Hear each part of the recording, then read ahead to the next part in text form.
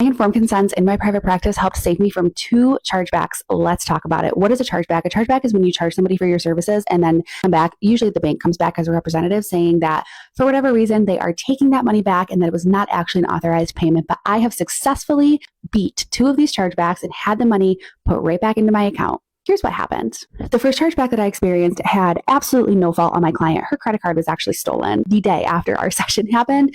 And so what her bank did was actually go back 24 hours and our therapy session had fallen just within that 24-hour period. And so the bank had automatically reported her therapy session as fraud. And I got an email saying this was a chargeback that was occurring and you have to provide X, Y, and Z documentation within whatever the time frame was to state your case.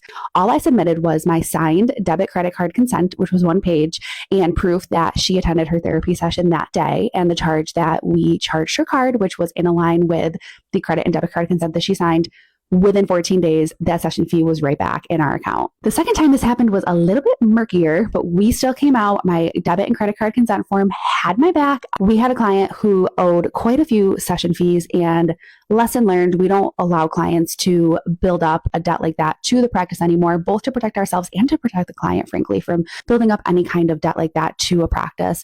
And before we had that in place, we had a client who had accumulated quite a bit of fees that had gone unpaid. And between the client and the biller, they had come to an agreement to charge X amount. I threw their card account back up to 0. And after the charge went through, the client must have changed their mind and they went to their bank and said that this was a fraudulent payment.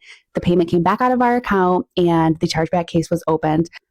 Just as we did with the first chargeback, we submitted our signed debit and credit card consent form, proof of the therapy appointments that the client attended that were being charged, and within a matter of 14 days, the case was closed and the money was back into our accounts.